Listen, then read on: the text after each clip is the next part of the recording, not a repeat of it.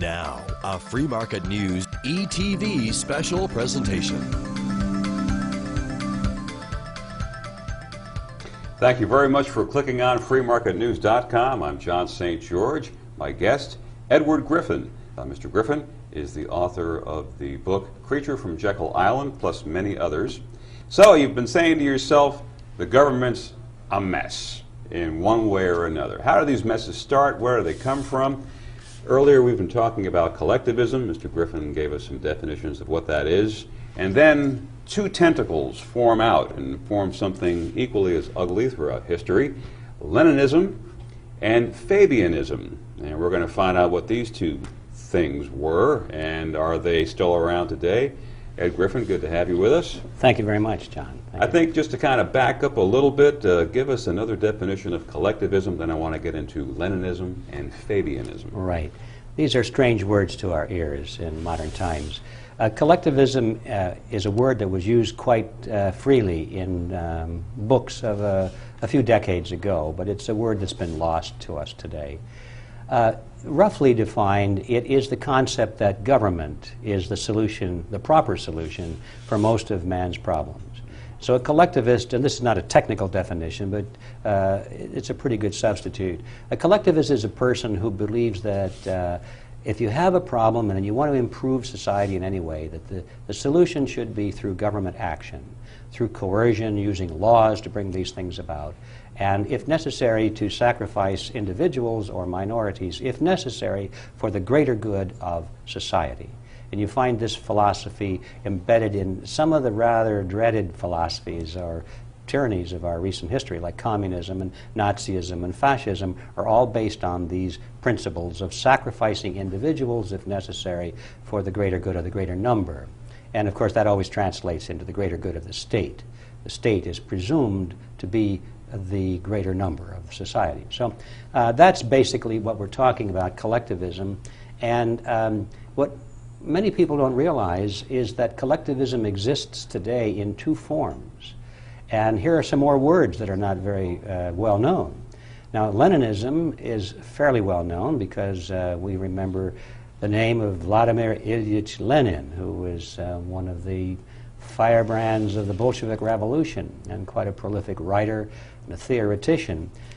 Lenin took the theories of Karl Marx and converted them into a living fighting force.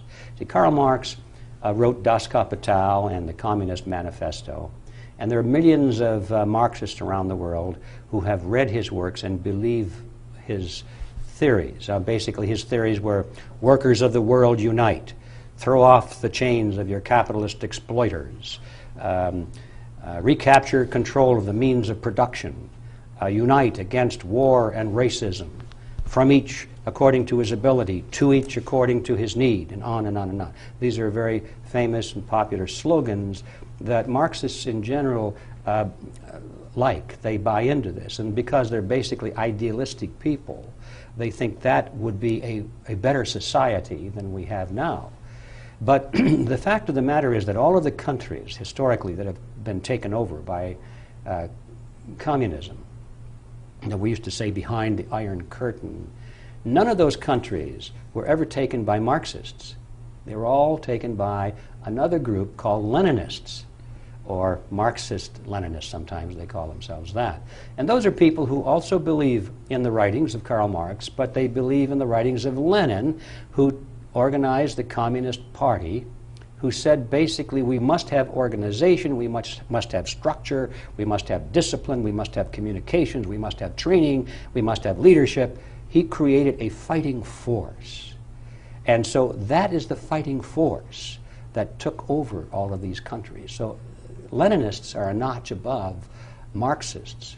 They sound like they were more doers. They were doers, exactly. The Marxists tend to be the theoreticians. The Leninists are the doers, the ones that go out and make it happen. See? So there's a very important distinction between the two, and it's interesting, I think, to know that even in the heyday of communism, most of the top communists did not refer to themselves as communists. They referred to themselves as Leninists. It's very interesting and it's very significant because the word communism was kind of a catch-all phrase. Lenin and Marx both taught that communism was something for the future. They were establishing what they called socialist republics. It's like a Christian saying, I'm a Calvinist. You know, that's another, I'm going to subscribe to a theology as opposed to the primary foundation. Yeah, they were working toward the future. Communism would happen, they said, when finally mankind was perfected and the state would wither away. Ha ha. Yeah, we saw a lot of that happening, didn't we? But anyway, that was the theory. In the meantime, what they were building was socialism, they said. And those people called themselves Leninists. So when it came time for the crumbling of the communist empire, so-called, all these people did was take off their hats that said communist, put that down, and put another hat on that said social democrat. But you notice that the heads underneath the hats didn't change. And their ideas didn't really change. They talked about open markets and being friendly to the West and all these sort of things, freedom of speech. They gave a lot of verbiage to that. But, and some of that actually happened. But underneath, the police state didn't change. They still maintain a very strong military, and they're still preparing for international war. The KGB changed its name, but it didn't change. It just got bigger and better funded and so forth. Nothing really changed except the label. And it's interesting to note that this is one of the basic strategies of Lenin. Lenin was quite a strategist. For example, he said, comrades, it makes no difference what you think or what you know, how many books you've read, how good a debater you are, how smart you are. None of that is important. All that matters, he said, is to come to power. You must come to power. Now, once you do that, then you can afford debate, because if you have the power, you can shoot anybody who disagrees with you. He actually said that. He's quite a guy. He said, you know, promises are like pie crusts made to be broken. So he was a strategist, and he considered that he and his followers were at war with the rest of the world, and they were going to conquer the rest of the world. How different do you think he is from a Saddam Hussein? Well, not an awful lot different at all, no.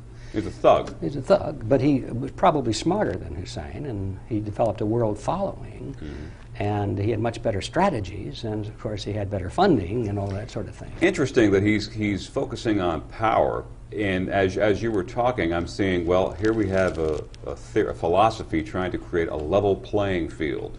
You know, it doesn't matter what you know, it doesn't matter what that, you know, all the good for the state, and we're going to break down the different classes. Is that something he was a devotee of as well, or was he just more... No, what you're talking about there is more of a Marxist theology.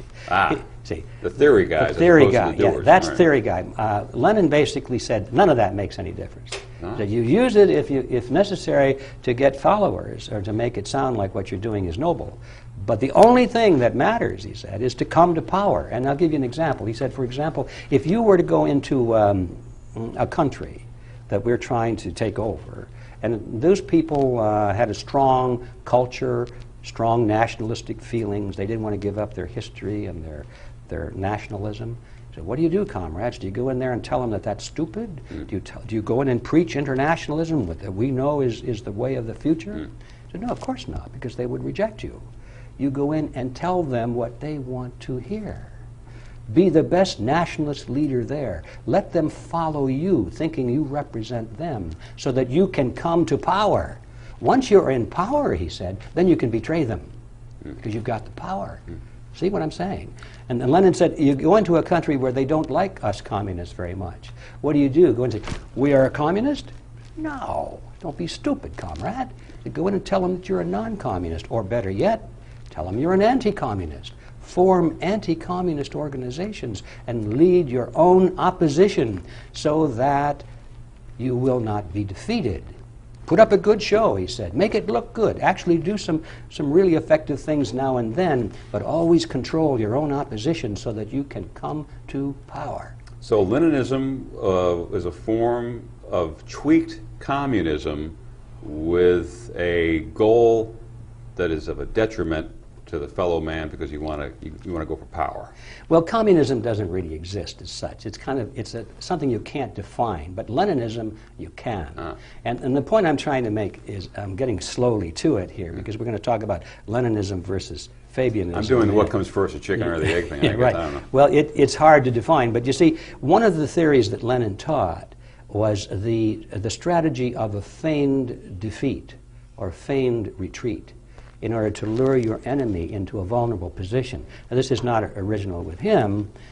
You can find this in the history books. I discovered that strategy brilliantly taught by Tamerlane, the Mogul warrior. He would when he was confronting a superior military force, he couldn't defeat them one-on-one on the open battle. So what he would do is, just before nightfall, because they never fought at night, they always fought in the morning when the sun came up, he would make it look like his forces were retreating. He would put his forces, first of all, in a very vulnerable location where they couldn't defend themselves very well. It looked like it was a stupid act, And the enemy would say, "Ha, look at that idiot, he put himself into a vulnerable position. We'll get him in the morning." But just as the sun set, he would make it look like he was retreating. He would put his major forces, half of them off to the right in a hidden location, another half to the left in a hidden location in the trees and bushes and the rocks and so forth. He'd have a few soldiers to be seen, and all of the camp followers with their wagons and their horses and their cattle and oxen would leave, and they'd drag branches behind them to kick up the dust to make it look like the whole army was retreating. And and they would do that, I said in the evening. Actually, that's not correct. They do that as the sun was coming up, so that the enemy who was waiting for the sun to come up say, they're retreating. The cowards are retreating. Let us attack. Let's go for it. Go for it. So they would come galloping down right into the position of indefensible location there, and of course they'd be trapped by both sides. So this is not original with Lenin. It was taught by Tamerlane. Sun Tzu taught it in his famous little treatise, An Art of Warfare. But Lenin applied it to the strategy of diplomacy and politics. Wow. You see. And he said, therefore, let us pretend to be defeated and destroyed so our enemies will lower their guard. And the first time that happened was when the Bolsheviks first came to power. The economy was in a terrible state. People were starving, they couldn't produce anything, and they desperately needed money from the West. And so Lenin called his followers together and he said, all right, comrades, we gotta drop our rhetoric for a while. We gotta quit talking about killing the dirty capitalists. He said, we all know we're gonna do that someday, but for now we need them. So let's open a hand of friendship to them and talk about free markets and investments and so forth. This was way back in 1917, all right? This is way, way back. And it worked. And of course the West came in with money and investments, and then after a while they built their industry up. They saved themselves from collapse so they could stay in power. And this is what he said, do whatever you must do to achieve and maintain power. So they got to that position, and then they changed their voices again and said, okay, we're going to kill the capitalists, and they expropriated all of the property that had been invested and so forth. They've done that several times in history, and so when I saw this so-called breakup of communism, I said, well, there they go again, you see? But people don't know this history. They don't know the strategy of Lenin, and so they took it, once again, they took it at face value. Now, you listen to the speeches of these old-time Bolsheviks or communists, so-called Leninists, what they really are, and they'll be talking about how bad Stalin is and so forth, and we're sure glad we don't have that anymore. Well, by the way, they're rebuilding a statue of Stalin right now in Moscow, so that cycle is about to go through again. What do you know? Yeah, what do you know? Big surprise. Yeah. But they said, we're so glad not to have this old-style communism anymore, and you go on and on and on about free markets and investments and so forth. And then they'll say once in a while, but don't forget, we will never abandon the principles of our great leader, Lenin. Well, not one person in 1,000 knows what that means. If you know the principles of the great leader, Lenin, what he's really saying to his followers is, hey, comrades, This is the game we're playing.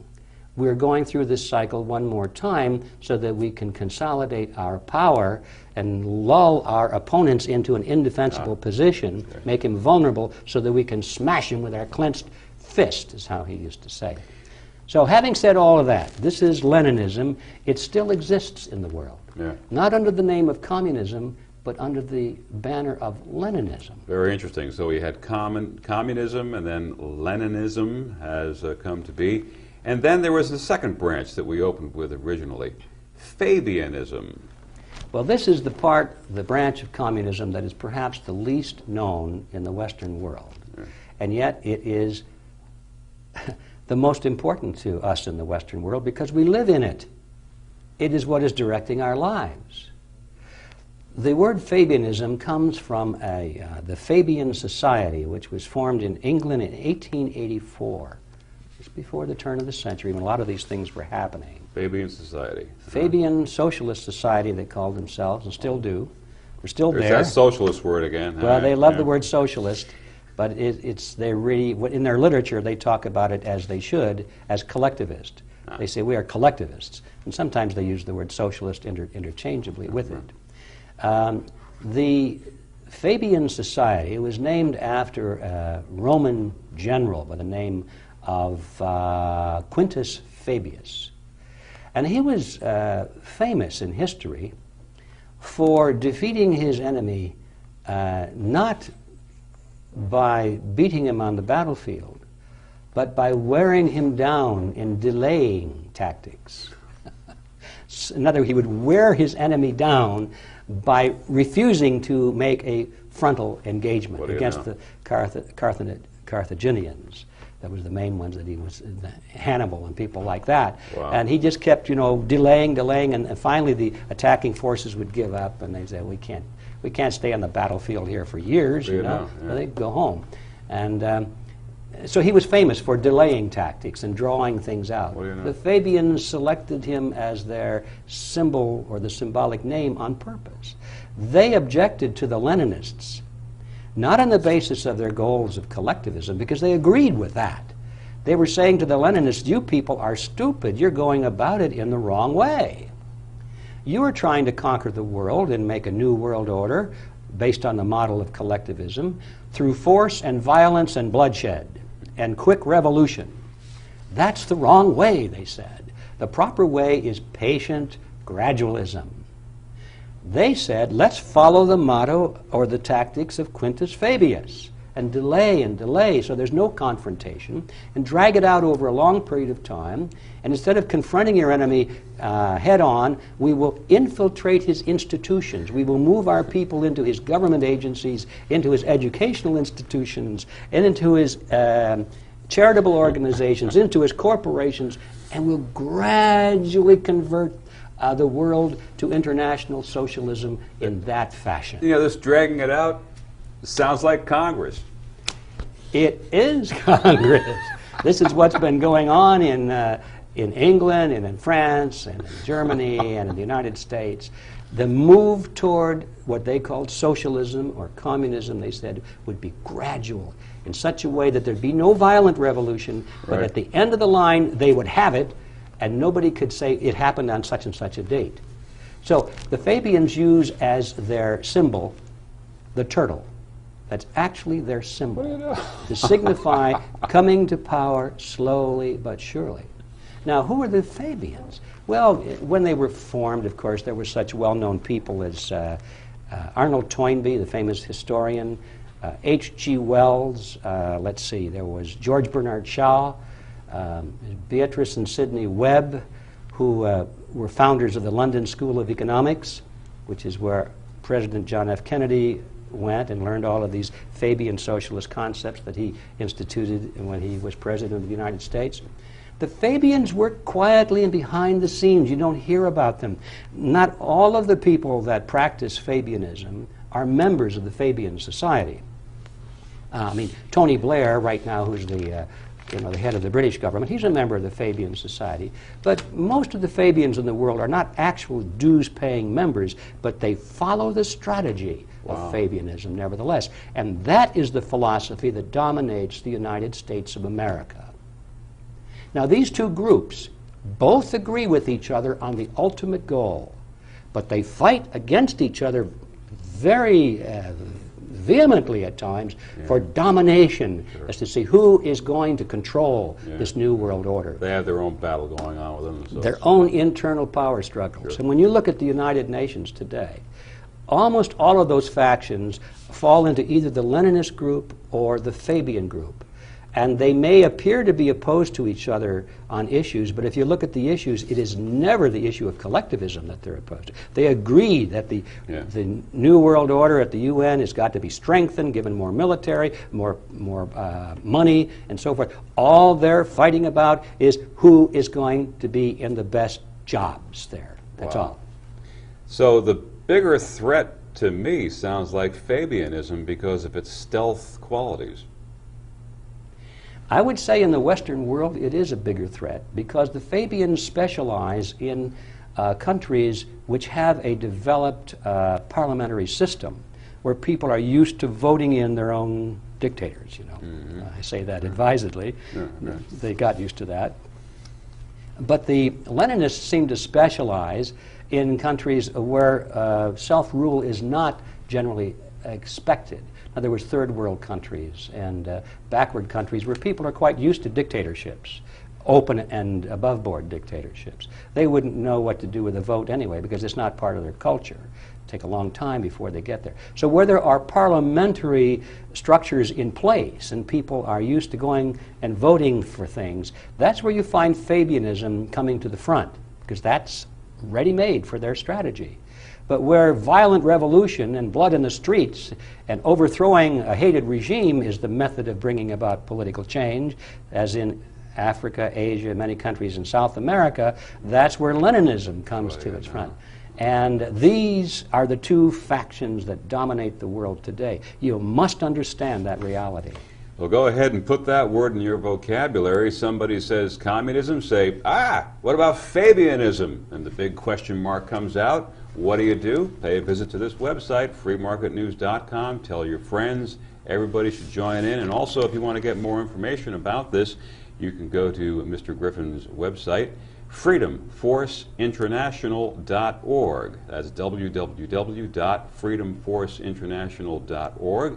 And he also has an excellent bookstore with tons of information at your hands on subjects like this and others. That's www.realityzone.com. Ed, a pleasure having you on. Thank you, John. Always my pleasure. Thank you. And once again, we have a feedback section. Check it out. Click on. Let us know your thoughts. We'd love to hear from you. Take care. This has been a Free Market News ETV special presentation. Visit us online at freemarketnews.com.